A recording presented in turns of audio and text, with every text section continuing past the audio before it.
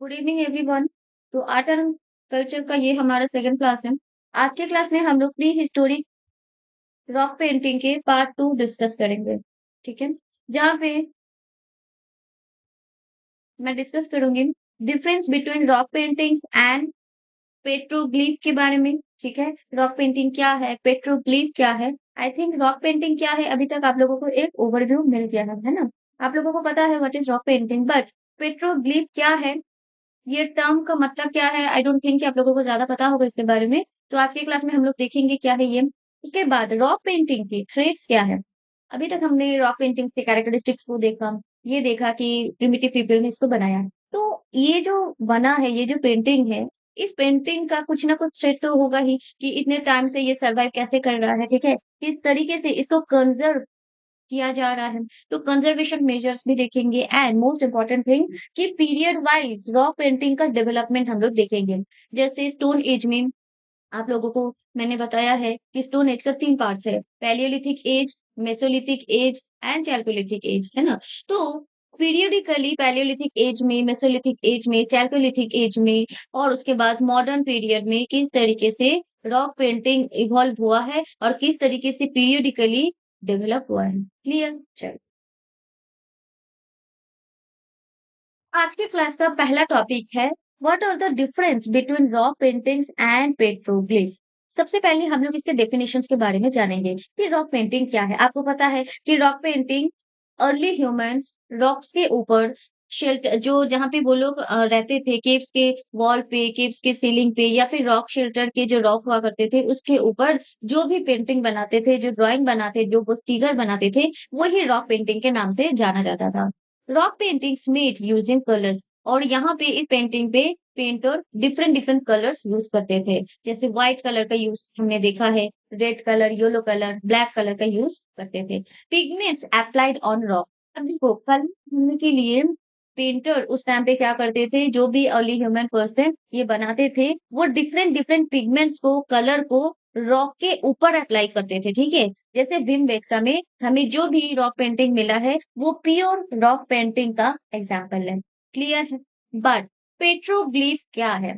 Petroglyph made by carving और engraving. सी देखो, एक तो होता है, एक रॉक है, इसके ऊपर तुमने कुछ भी बनाया, ये इसको हम लोग पेंटिंग बोलेंगे। यहाँ पे हमने पेंट किया है या तो हमने इसको ड्रॉ किया है। ठीक है, कुछ भी इमेज को, कुछ भी थीम को हम लोगों ने पेंट या ड्रॉ किया है। बट जब रॉक सरफेस को एनग्रेव करके या कर्व करके कुछ बनाया जाता था, उसको पेट्रोग्लिफ कहा जाता है।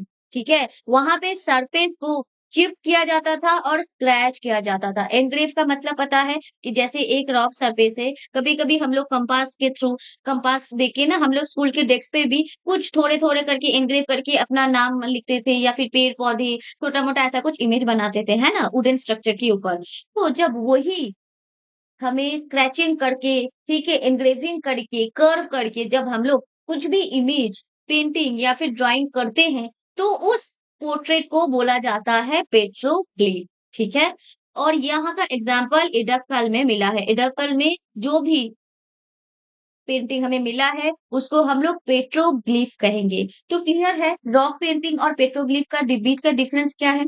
चलो, यहाँ पे देखो कुछ इमेज भी है। ये देखो, यहाँ पे ये जो इमेज है ये रॉक पेंटिंग का इमेज है ना। मैं यहाँ पे मेंशन कर दूं rock paintings. Left hand side में जो भी पेंटिंग आपको दिखेगा रॉक पेंटिंग होगा, और left hand side, right hand side में ये पेट्रोग्लिफ। ठीक है, चलो, यहाँ पे देखो व्हाइट कलर का जो इमेज बनाया गया है, इसको पेंट करके, इसको ड्रॉ करके सरफेस के ऊपर बनाया गया है, राइट। यहाँ पे नीचे भी देख सकते हो, नीचे का भी जो इमेज है, इसको सिंपली ड्रॉ करके, पेंट करके, रेड कलर का पिगमेंट यूज करके बनाया गया है, राइट। लेकिन ये वाला जो इमेज है, ये शायद अभी इमेज है इसलिए समझ में नहीं आ रहा होगा, बट अगर इसका अब रियल व्यू देखोगे, रियल फुटेज देखोगे तो समझ में आएगा कि यहाँ पे जितने भी इमेजेस बने हैं, इसको एनग्रेव करके, स्क्रैचिंग करके बनाया गया है ना? ये कुछ इस तरीके से है। और देखो ये जितना विजिबल है, जितना क्लियर है, उससे कई ज़्यादा विजिबल एंड क्लियर यहाँ पे दिख रहा है। क्यों? क्योंकि इसको एनग्रेव करके, स्क्रैचिंग करके बनाया गया है। आप खुद सोचो कि आप अपने स्कूल डेस्क के ऊपर कुछ बनाया, एक पौधा बनाया, एक पेड़ बनाया, उसका क्लैरिटी कितना होगा और अगर वही वुडन स्ट्रक्चर के स्कूल डेस्क के ऊपर अपने कंपास से कुछ एनग्रेव करके आप कोई इमेज बनाया, तो ज़्यादा दिन तक क्या विज़िबल रहेगा? जो एनग्रेव करके बनाया है, ये वाला इमेज ज़्यादा दिन तक मतलब कंटिन्यू रहेगा, विज़िबल होगा। बट जो आपने पेंसिल से ड्रॉ किया था, ये तो ज़्यादा क्लियर नहीं होगा। थोड़ा-सा एक मतलब कुछ टाइम के बाद ये फेड हो जाएगा, हो सकता है कि इरेज़ भी हो सकता है ना? लेकिन जो आप लोगों ने एनग्रेव करके बनाया होगा स्कूल डेस्क के ऊपर, वुडन स्ट्रक्चर के ऊपर, ये काफ़ी टाइम तक चलता है। तो इसीलिए आप लोगों ने देखा होगा कि हमारे घर पे या फिर बाहर कहीं पे वुडन स्ट्रक्चर के ऊपर स्क्रैच करके, एनग्रेव करके काफ़ी सारे हैंडीक्राफ्ट की चीज़ें बनाई जाती हैं और वो जो वर्क है काफ़ी लॉन्ग टर्म तक कंटिन्यू रहता है। उनका जो काम होता है काफ़ी ज़्यादा क्लियर एंड विजिबल भी होता है। क्लियर है? तो ये समझ में आया what are the basic difference between rock paintings and petroglyph? चलो। ना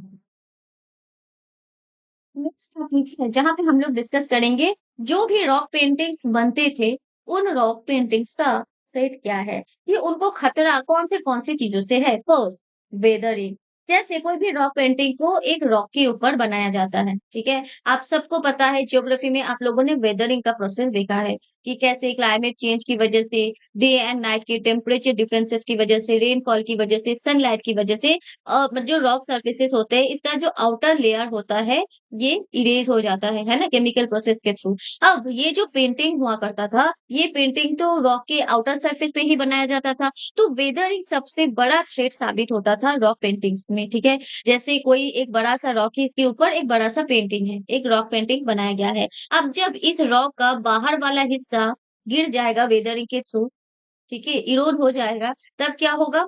जो अंदर से नया रॉक का सरफेस हमें देखने को मिलेगा, वहाँ पे कोई भी इमेज आपको नहीं मिलेगा, ठीक है? कोई भी इमेज आपको नहीं मिलेगा और उसका जो बॉडी होगा, उस रॉक का न्यू रॉक का जो सरफेस होगा, वो बिल्कुल क्लीन एंड क्लियर होगी। क्लियर है? तो रॉक पेंटिंग्स बहुत ज़्यादा रॉक पेंटिंग्स वेदरिंग की वजह से खराब हो चुके हैं। देन विथ वाटर सीपेज की वजह से भी हाँ, बिल्कुल, क्रैक पड़ जाता है देखो और बारिश होता है, बारिश होने के बाद जैसे ये यहाँ पे क्रैक हो गया है, ठीक है? अब यहाँ पे कोई पेंटिंग है, अब इस क्रैक पे बारिश का पानी जाके गया और जाके क्या हो गया, रॉक को डिवाइड कर दिया, ब्रेक कर दिया और ये इधर मतलब 2 टुकड़ों में ये डिवाइड हो गया। अब 2 टुकड़ों में डिवाइड हो गया, अब इसके बीच का जो पेंटिंग था, ये भी ब्रोकन पार्ट्स में इधर-उधर खत्म हो गए, ठीक है?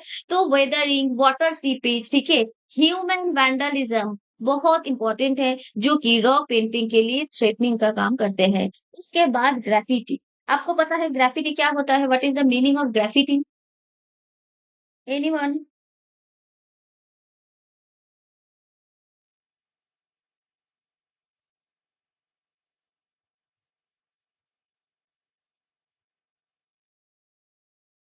ग्राफिटी का मतलब क्या है? किसी को पता है?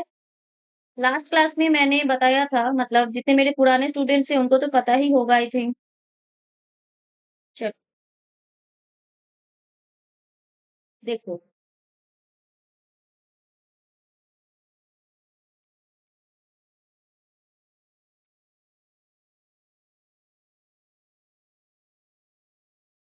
बहुत टाइम ग्राफिटी का मतलब होता है बहुत टाइम कह रही हूँ, ग्राफिटी का मतलब होता है कोई एक पब्लिक प्लेस है, ठीक है? वहाँ पे आपने कुछ ड्रॉ कर दिया।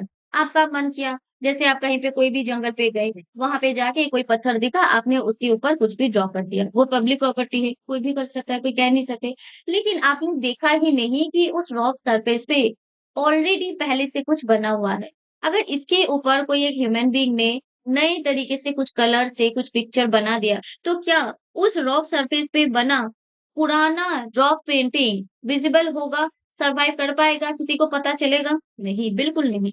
तो तो ग्राफिटी का मतलब होता है हाँ, विदाउट परमिशन देखो जो पब्लिक प्रॉपर्टी है, ग्राफिटी का मतलब होता है पब्लिक प्रॉपर्टी पे कोई भी कुछ भी पिक्चर बना देते हैं, ठीक है? कुछ लिख देते हैं, जैसे हम लोग जब हमारे डिफरेंट डिफरेंट मोन्यूमेंट्स पे जाते हैं, जितने भी आर्कियोलॉजिकल साइट से वहाँ पे जब विज़िट करते हैं, तब हम लोग देखते हैं जो टीनेजर्स होते हैं या फिर जो बड़े लड़के होते हैं, वो लोग क्या करते हैं, बड़े-बड़े अक्षरों में अपना नाम लिख देते हैं पत्थरों के ऊपर, है ना? जैसे कोई भी मोन्यूमेंट पे जाओ, कोई भी किला पे जाओ, कोई भी पुराने हेरिटेज साइट पे जाओ, तो जाके वहाँ पे वो लोग अपने नाम लिख देते हैं। नाम लिख देते हैं, कुछ भी उल्टा-सीधा लिख देते हैं। अब देखो, उनको तो आइडिया नहीं है कि हो सकता है उस मोन्यूमेंट के उस पत्थर के ऊपर शायद कुछ रॉक पेंटिंग बनाया होगा, कुछ ड्राइंग किया होगा, ठीक है? ठीक वैसे ही जब लोग जंगल पे जाते हैं, किसी मानो कि कोई ट्रेकिंग करते हुए किसी एक बहुत दूर किसी एक रिमोट एरिया पे पहुँच गया। अब वहाँ पे जाके एक इंसान ने क्या किया, वहाँ पे जो बड़े-बड़े पत्थर थे, वहाँ पे उसने अपना पेंटिंग बना दिया, कुछ भी बना दिया। इससे क्या होगा, उस रॉक के अंदर जो रॉक पेंटिंग होगा, जो अगर पुरानी कोई पेंटिंग होने की चांसेस भी होंगे, तो क्या न्यू पेंटिंग की वजह से वो विज़िबल होगा? नहीं, वो तो छुप जाएगा ना उसके अंदर। जैसे मानो यहाँ पे मैंने एक इंसान का इमेज बनाया। आपने क्या किया, यहाँ पे आके एक और इंसान का इमेज बना दिया इसी पेंटिंग के ऊपर। तो क्या मेरा वाला पेंटिंग किसी को विज़िबल होगा? नहीं। और जो भी रॉक पेंटिंग्स है आज के डेट पे, वो एकदम मतलब बहुत ही लाइट हो गया है। उसका जो कलर है बहुत ज़्यादा विज़िबल नहीं है, क्योंकि बहुत टाइम पुराना हो चुका है, बहुत टाइम हो चुका है। तो इसीलिए भी इस तरीके से जो रॉक पेंटिंग्स है, वो सब खत्म हो रहे हैं, इनविज़िबल हो रहे हैं और ये ग्राफ़िटी एक थ्रेटनिंग का काम करता है। क्लियर है? देन टूरिज़्म प्रेशर, टूरिस्ट भी जाते हैं बहुत टाइम जाके फॉरेस्ट में या फिर मान लो कोई म्यूज़ियम पे जाके या कहीं पे भी हिस्टोरिक प्लेस पे जाते हैं, प्लेसेस पे जाते हैं और वहाँ पे जाके बहुत टाइम बहुत कुछ चीज़ें खराब कर देते हैं। जिसकी वज़ह से जो रॉक पेंटिंग जैसे पुराने हिस्टोरिकल पेंटिंग हुआ करते थे, आर्किटेक्चर कह रही हूँ, आर्ट एंड क्राफ्ट हुआ करते थे, इनको बहुत ज़्यादा नुकसान फेस करना पड़ता है। अर्बनाइज़ेशन की वज़ह से आप सबको पता है पेड़-पौधों को काटा जा रहा है, जो पुरानी जगह है उनको खत्म करके वहाँ पे नई तरीके से मॉडर्न कंस्ट्रक्शन को एस्टेब्लिश करवाया जा रहा है, वहाँ पे मॉडर्न सेटलमेंट को एस्टेब्लिश करवाया जा रहा है।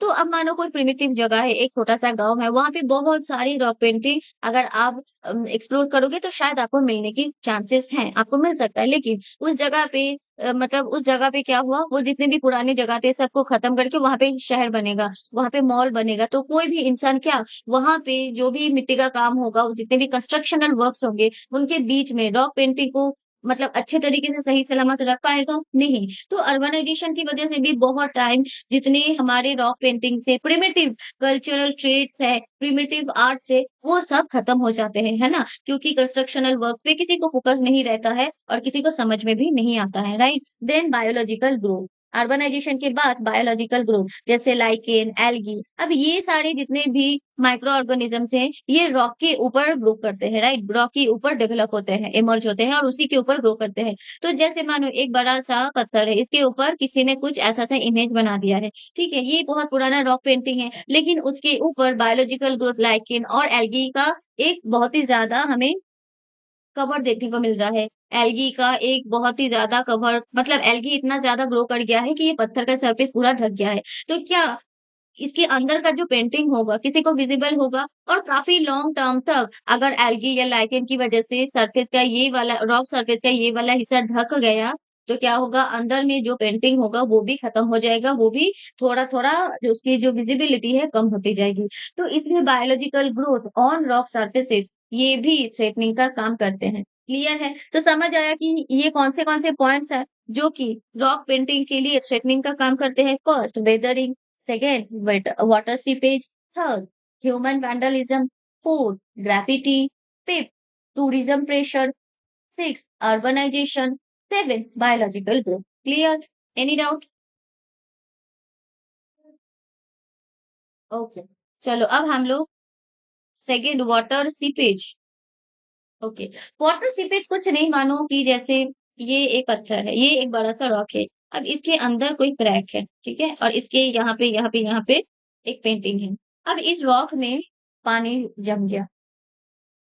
अब इस रॉक में पानी जम गया, ठीक है? अब पानी जमने की वजह से क्या हो रहा है, रॉक का जो सरफेस है, ये ब्रेक डाउन हो रहा है। ये छोटे-छोटे पार्ट्स में क्रैक हो रहे हैं, ठीक है? अब जब क्रैक होगा तो इसके अंदर बने जो भी पेंटिंग है, उसमें भी दरारें देखने को मिलेगा। बाद में बहुत टाइम बाद एक टाइम आएगा जब इस क्रैक की वजह से पूरा का पूरा जो रॉक सरफेस है, ये ही ब्रेक डाउन हो जाएगा, छोटे-छोटे पार्ट्स में स्प्लिट हो जाएगा, है ना? तो इस टाइम पे इसके ऊपर जो भी पेंटिंग होगा वो भी खत्म हो जाएगा, है ना? तो इस तरीके से वाटर सीपेज एक थ्रेटनिंग का काम करते हैं रॉक पेंटिंग के लिए। उसके बाद हम लोग डिस्कस करेंगे कंजर्वेशन मेजर क्या है। कि वो किस तरीके से प्रिमिटिव रॉक पेंटिंग को प्रोटेक्ट किया जा रहा है, आज के टाइम पे भी कंज़र्व किया जा रहा है। अब देखो जितने भी इंडिया पे रॉक पेंटिंग्स हैं या फिर जितने भी आर्कियोलॉजिकल सोर्सेस हैं, उन सबको protection archaeological survey of India का काम है। उन सारे आर्कियोलॉजिकल सोर्सेस को प्रोटेक्शन प्रोवाइड करना आर्कियोलॉजिकल सर्वे ऑफ इंडिया और एएसआई का काम है। यूनेस्को हेरिटेज कंजर्वेशन गाइडलाइंस, अब यूनेस्को एक इंटरनेशनल ऑर्गेनाइजेशन है। ये भी हेरिटेज को कंजर्व करने का काम करती है, ठीक है? यूनेस्को हेरिटेज को कंजर्व करने के लिए गाइडलाइन प्रोवाइड करते हैं कंट्री को और कंट्री उसी गाइडलाइन पे काम करते हैं और आर्कियोलॉजिकल सोर्सेस को आर्कियोलॉजिकल जितने भी हमें एविडेंसेस मिले हैं, उन सबको प्रोटेक्शन देते हैं। रिस्ट्रिक्टेड पब्लिक एक्सेस इन सेंसिटिव एरियाज, अब ऐसे एरिया जहाँ पे आर्कियोलॉजिकल सोर्सेस, आर्कियोलॉजिकल एविडेंसेस काफी हद तक मिल सकता है, तो ऐसी जगह पे पब्लिक एक्सेस को रिस्ट्रिक्ट करना पड़ता है, ठीक है? सेंसिटिव एरियाज पे जहाँ पे आप जा नहीं सकते हो, क्यों? क्योंकि वहाँ पे बहुत सारे एंशिएंट हिस्ट्री से रिलेटेड, एंशिएंट पीरियड से रिलेटेड आर्कियोलॉजिकल सोर्सेस अवेलेबल है। अगर वहाँ पे नॉर्मल पब्लिक जाता है तो जाके वो सोर्सेस खत्म हो सकते हैं, खराब हो सकते हैं। तो इसके लिए गवर्नमेंट क्या करते हैं, सेंसिटिव एरिया को रिस्ट्रिक्टेड कर देते हैं, जहाँ पे पब्लिक का जाना अलाउड नहीं होता है। इस तरीके से भी प्रिमिटिव प्रोडक्ट को, आर्कियोलॉजिकल सोर्सेस को कंजर्व किया जाता है। Clear? Digital documentation and 3D mapping, अब देखो कौन से जगह पे क्या-क्या अवेलेबल है, उन सारी जगह का एक डिजिटल डॉक्यूमेंटेशन किया जाता है कि डिजिटली आप उस जगह को देख सकते हो, मॉनिटर कर सकते हो, प्रोटेक्ट कर सकते हो।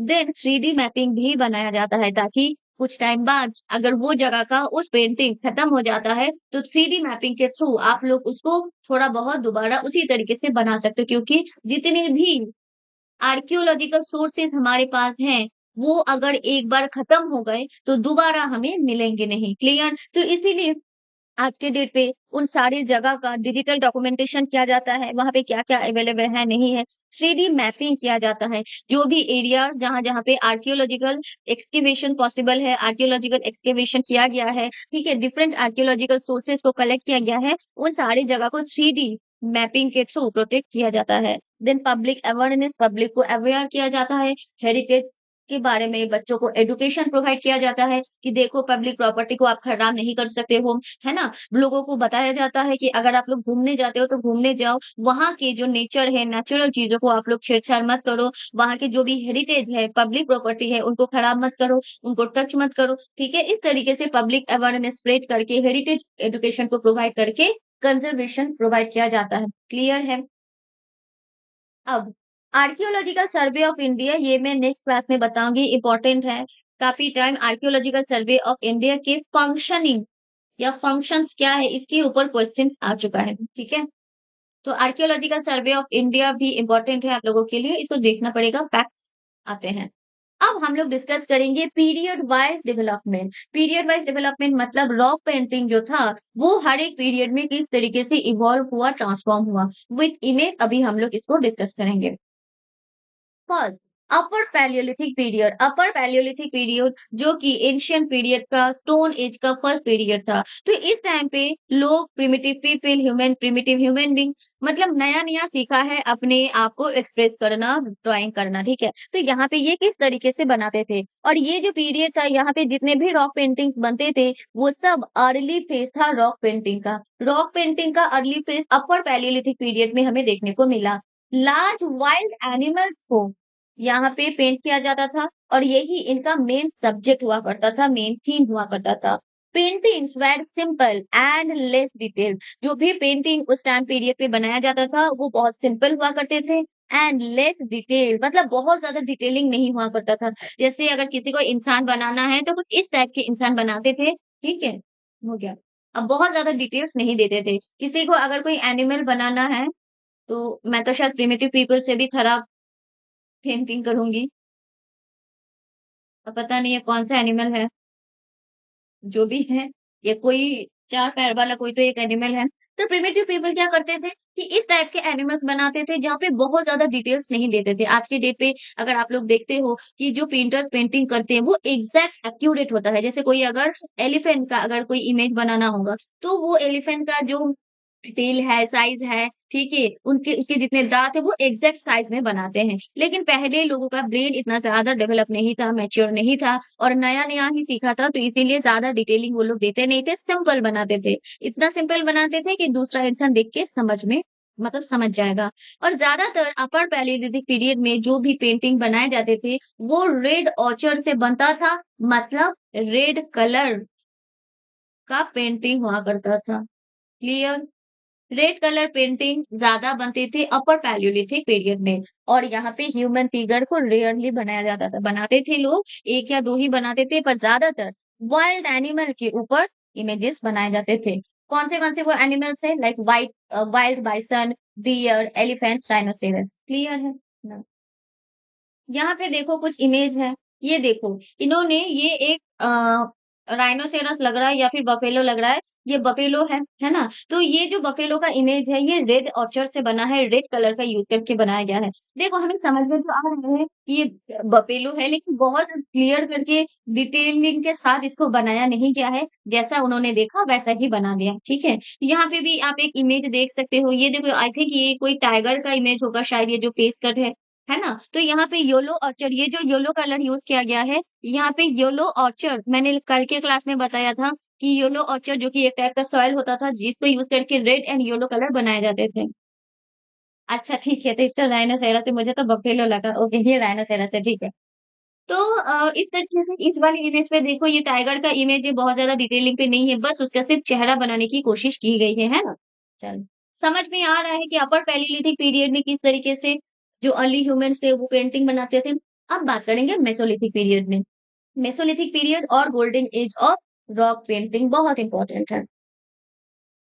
मेसोलिथिक पीरियड को गोल्डन एज बोला जाता है रॉक पेंटिंग के लिए। मतलब रॉक पेंटिंग इतना ज़्यादा मेसोलिथिक एज पे आके इतना ज़्यादा लोग बनाने लगे थे कि मेसोलिथिक पीरियड में ये गोल्डन एज में कन्वर्ट हो गया, ठीक है? क्योंकि यहाँ पे थीम बदल गए, पेंटिंग करने का पैटर्न बदल गया, ठीक है? अभी देखते हैं। Most Indian rock paintings belong to this period. जितना इंडिया में रॉक पेंटिंग्स का एविडेंस हमें मिला है, ज़्यादातर बिलॉन्ग करते हैं इस पीरियड से।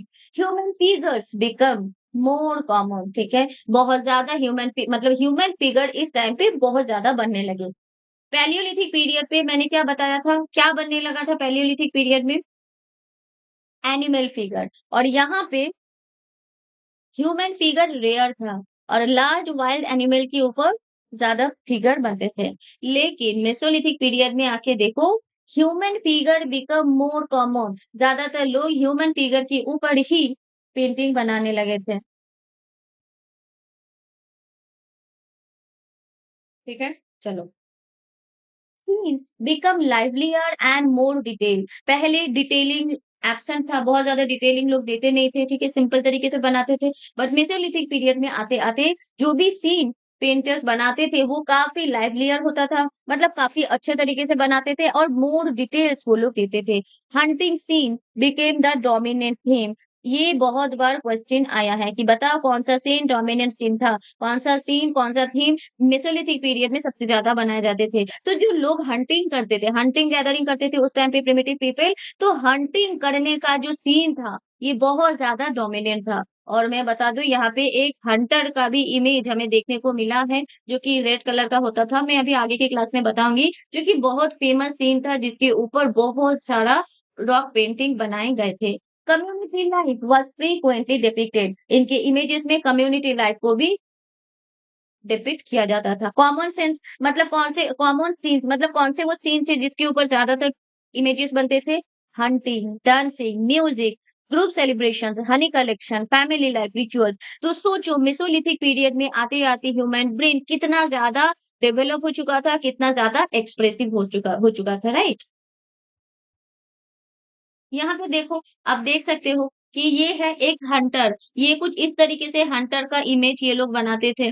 ये कोई एनिमल है, आई डोंट नो ये कौन-सा एनिमल है, कुछ भी आप देख के जो भी लगे समझ लेना। यहाँ पे देखो जो इमेजेस बने हैं काफ़ी ज़्यादा क्लियर कट बने हैं, है ना? तो मेसोलिथिक पीरियड में कुछ इस तरीके के इमेजेस बनने लगे थे। क्लियर है? जहाँ पे देखो ये जो ह्यूमन बीइंग्स है ये थोड़ा-सा ह्यूमन बीइंग का ही इमेज है, लेकिन अलग तरीके से है। पहले जो हमने देखा था अपर पैलियोलिथिक पीरियड में जिस तरीके से ह्यूमन बीइंग्स बनते थे, मेसोलिथिक पीरियड में आते-आते ऐसा नहीं बनते थे। थोड़ा-सा मॉडिफिकेशन हो चुका था, थोड़ा-सा अच्छे तरीके से ह्यूमन बीइंग को पोर्ट्रेट किया जाता था। उसके बाद चैल्कोलिथिक पीरियड, इस पीरियड में आते-आते ह्यूमन ब्रेन ब्रेन और ज़्यादा डेवलप हो चुका था, ठीक है? Painting reflects settled village life. इस टाइम पे जो पेंटर थे, लोग बहुत अच्छे तरीके से अपने आप को एक्सप्रेस कर पा रहे थे। पेंटर और ज़्यादा बेटर वे में पेंटिंग करने लगे। ज़्यादातर टाइम चैल्कोलिथिक पीरियड में जो भी पेंटिंग्स बनते थे, वहाँ पे सेटल्ड विलेज लाइफ को डिपिक्ट किया जाता था। एग्रीकल्चर बिगन टू अपीयर, ठीक है? एग्रीकल्चर को भी पेंटिंग में बनाया गया। Domesticated animals became common. पहले वाइल्ड एनिमल्स, ध्यान में रखना, पहले वाइल्ड एनिमल के ऊपर इमेजेस बनते थे और अभी इस पीरियड में चैल्कोलिथिक पीरियड में आते-आते डोमेस्टिक एनिमल्स के ऊपर इमेजेस बनने लगे। Bullock carts, farming activities were depicted. Farming activities जैसे कोई फसल लगा रहा है, फसल काट रहा है ना? इस टाइप के इमेजेस बनने लगे थे। मोर जियोमेट्रिक डिजाइन्स अपीयर्ड। पहले के लोग सिर्फ सर्किल बनाना जानते थे, पॉइंट बनाना जानते थे और स्ट्रेट लाइन बनाना जानते थे। बट यहाँ पे आके आके वो रेक्टेंगल टाइप के शेप्स बनाने लगे, हेक्सागोनल टाइप के शेप्स बनाने लगे। मेरे से पता नहीं हेक्सागोनल क्यों नहीं बन रहा है, ठीक है? और भी complicated geometric design early people बनाने लगे थे। तो सोचो किस तरीके से ह्यूमन ब्रेन डेवलप हो रहा था और रॉक पेंटिंग में हमें वो इवोल्यूशंस भी नज़र आ रहे थे। यहाँ पे कुछ इमेज है ये इस पीरियड से रिलेटेड है, जहाँ पे आप देख सकते हो कि किस तरीके से ये देखो ये एक कोई चैरियट का सीन लग रहा है शायद, है ना? कुछ उसी टाइप का दिख रहा है। ये शायद फ्लैग होगा उस मतलब किसी का। तो कुछ इस टाइप के इमेजेस बनाए जाते थे, प्रिमिटिव पीपल बनाते थे इसको। चैल्कोलिथिक पीरियड में, अभी बात करेंगे early historic period, Chalcolithic period के बाद जो अर्ली हिस्टोरिक पीरियड है, इस पीरियड पे आते-आते हॉर्स राइडर्स अपीयर होने लगा। मतलब पेंटर्स जो भी पेंटिंग बनाते थे, वहाँ पे हॉर्स राइडर का एग्जिस्टेंस भी हमें देखने को मिला और हॉर्स राइडर्स का इमेज भी हमें पेंटिंग्स में देखने को मिला। Weapons become more advance. जैसा-जैसा वेपन लोग यूज़ करने लगे थे, जिस तरीके का वेपन यूज़ करने लगे थे, वही वेपन का इमेज हमें पेंटिंग्स में देखने को मिल रहा था। Religious symbols increases, religious symbols paintings में भी देखने को मिला था। डेकोरेटिव आर्ट बिकम कॉमन, ठीक है? डेकोरेटिव आर्ट बहुत ज़्यादा उस टाइम पे कॉमन हो चुका था। तो क्लियर है। बहुत ही इंटरेस्टिंग सा टॉपिक है, मुझे तो ऐसा लगता है काफ़ी सारे नई चीज़ें मतलब अच्छी-अच्छी चीज़ें जानने को मिलता है आर्ट एंड कल्चर से, है ना? राइट। तो आज की क्लास में हम लोगों ने रॉक पेंटिंग एंड पेट्रोग्लिफ को देखा, थ्रेड्स क्या है, कंजर्वेशन मेजर्स क्या-क्या होते हैं, पीरियड वाइज़ डेवलपमेंट क्या था रॉक पेंटिंग का, ये हम लोगों ने देख लिया है। आज की क्लास में रॉक पेंटिंग कंप्लीट हो चुका है, इससे ज़्यादा रॉक पेंटिंग देखने की ज़रूरत नहीं है। नेक्स्ट क्लास में हम लोग आईबीसी का आर्ट एंड कल्चर शुरू करेंगे। आईबीसी का इंडस वैली सिविलाइजेशन का जो आर्ट एंड कल्चर होगा, इसमें टाइम लगेगा, इसमें 3-4 दिन टाइम लगेंगे। क्यों? क्योंकि इंडस वैली सिविलाइजेशन अपने आप में एक बड़ा चैप्टर है और वहाँ पे हमें आर्ट एंड कल्चर में काफ़ी सारी इम्पोर्टेंट चीज़ों को कवर करना है। क्लियर? चलो, आज के लिए यहीं पे क्लास एंड करते हैं। Thank you so much.